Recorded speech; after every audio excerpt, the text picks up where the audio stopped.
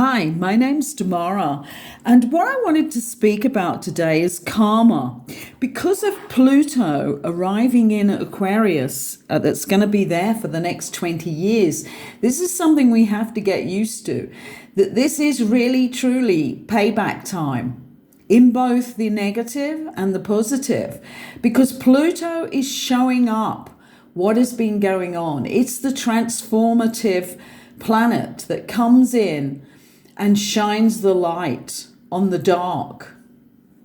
So a lot of people on the planet don't see karma as a thing. This depends on the information you've received, the ideas that you've got yourself into, on whether you're raising your consciousness or not, and whether you see actions happening into your life that you need to be explained to you, or you're trying to explain them. And because of this Pluto transformative energy that we're now in, we're going to see much more karma cycle play out, and both again in the negative and the positive. This is not a punishment. That's not how our universe works. That's not how the levels of consciousness work.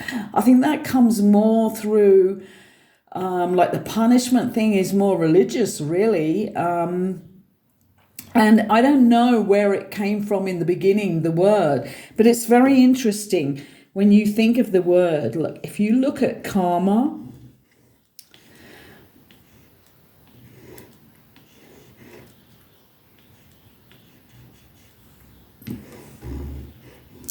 here, very simple word. And I was thinking the other day about the karmic cycles, actually, and it suddenly occurred to me that what it is, if you use the letters in another way, which I think is really powerful, is a mark. It actually makes, and I'm trying to use an ink bottle here, so there's a space there, a mark. Now that's interesting, isn't it? Because as I sat, I started to get this image of the tick and the cross. And right from our first day in class, we either get the blessing, and this is when we're like, 4.5 in England, 4.5 to 5 years old. We get the tick or the cross to what we're doing. And maybe this is the basis of the karma. You know, it's either a blessing or it's a taking away, because we never forget that first cross out that we get in our lives, do we? I mean, it starts from that early age. And what I was thinking about is how we need to really get involved with the fact that what we do, what we put out in the world, always comes back to us. And what we're really looking to do is to get that tick. It'd be really interesting to see when this tick upwards like that really first came into being. I've not researched that bit, but the cross out is an obvious one, isn't it? In fact, this is turning out with this ink. It's coming out like two daggers here now. And this is coming out more like a spoon. It's very interesting what's happening, because it's developing on this paper because it's absorbent. But it's a fascinating subject, because if what we put out, which I truly believe is an absolute truth, what we put out comes back to us, then we have to be super aware of what we choose, because it's always a choice. How we put action into the world, what we do, whether we put out an action and we go for the tick and we share. And we're not really like thinking, I'm going to get a tick for this, because that would be doing it falsely. But that is ultimately what happens, because as we put out, so it comes back. I don't know whether any of you have been involved with the tithing system, but when I was running a Center for Intuitive Living way back when, quite a few decades ago now, I used to have speakers coming from different countries, and there was this Australian man who came to talk to us all about, it was about the law of attraction in the way that he'd experienced it throughout his life of giving and always coming back like tenfold. But you're not giving it to get that to happen, but you are giving it, and it is the ultimate reaction from the universal energy that it does indeed come back. And with tithing, this is about giving.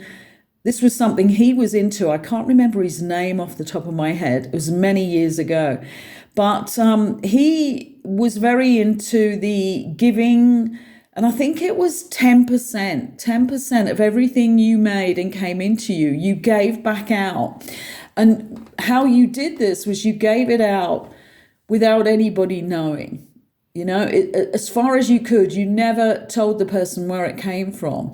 And I got involved with this myself. And what I saw was that it was absolutely true. Within the next 6 months of doing this, I had large sums of money coming back in, like from nowhere, you know, like unexpected.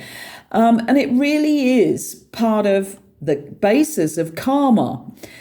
And so karma isn't just associated with somebody does a really, really negative thing and injures somebody on purpose, and then that injury comes back to them. It's not always a huge, severe event. It's like even the tiniest of things that we do actually return in this karma form. And recently, I've gone back on some of the things that I did in my life and then learned the lesson, and then realized that, even some of the thoughts came back, you know, and they came back onto me in the physical. So even though one event, somebody did something absolutely dreadful to me, and I did a revenge event, but only in my head. And what I recall is that some months later, that actual thing happened to me. And that was only a thought. I didn't actually go into the physical. But so it's all about energy. It's about a return of the same energy. And maybe this is a circle, you know, a circular motion of that energy that comes around. And sometimes, like I was saying, that was some months later, as I recall in my mind. But sometimes it's years later, and offences have gone on for years, and then it returns. And if somebody's left one person in poverty on purpose and been really destructive towards that person, that karma appears to return in the same way, so that other person is left in misery. And I think this is something we have to start being aware at the causal point. And the causal point is us, in our thoughts, our actions, our emotions. Everything that we do and feel and say and think is working to go out into that energetic flow. And then it comes back. And we don't know exactly how this works. And even the quantum theorists and the scientists, high up scientists, don't share that information with us. I'm not so sure that it's that they don't know. I think behind the scenes, a lot of things are run against us rather than for us, because they understand this system that is in effect. But over the next few months, I think most people should begin to start being aware of this, because we are in a 20-year Pluto cycle where it remains in Aquarius. And right now, it's just in the first few degrees of Aquarius. So we're not feeling the full effects. That will happen over the next 10 years when it becomes central in Aquarius. So this is something to really be aware of. Not just looking back into the past at what you might expect coming up now, because certainly the payback is happening. And there are a lot of people out there that are realizing that you can't do something against another person, or against a system within life that should be equal, and you're doing something which makes it very unequal or very dishonest. You can't do these things without it coming back. It blows back at you. It comes around. And I was just thinking, is it that circle or is it the figure 8? Because maybe it takes that journey where you might start up here and you're going to end up down the bottom here. More like the Wheel of Fortune, where you sit on the top of the wheel and you're really good and ready for the next beautiful thing in your life. Or you could be at the bottom where it's all collapsing. Maybe it's a bit like that. I don't know. But I know that what I see as important at the moment is for every one of us to be aware that we live within a energetic consciousness system of negative and positive, of the tick and the cross out. The tick and the not good and the yes, I love it. We live within that system, but on steroids. It's not just that little mathematical sum we were given when we were 5 years old and we got it wrong. And then we sort of that kind of damaged us for a long time during our school life because we were trying really hard. And we just happened to make that mistake. So some things are mistakes, and certainly in the first years of our lives, this shouldn't be happening. I mean, this definitely shouldn't be happening because it sets us up in a really negative way. But we do need to understand the system with which we are in. We birthed onto this planet to live within this system. And before we incarnated, we knew about karma. We knew about the mark. A mark would be given on every thought, action, emotion, and practice in our life. A mark would be given.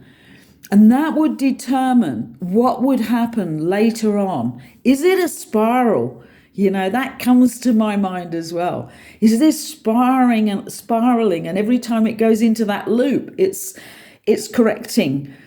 And we live out a little bit of negativity in our life where things become, lacking because we took something that was somebody else's. So maybe we'll continue this story as the journey within Aquarius with Pluto, grows deeper. And there are many other planets there now in Aquarius with Pluto, which is also very interesting, like Mercury. When Mercury is there with Pluto in Aquarius, then that's the movement, isn't it? The spoken word, the communication. So some people now are telling the truth about what's gone on. Therefore, the payout and the payback can happen.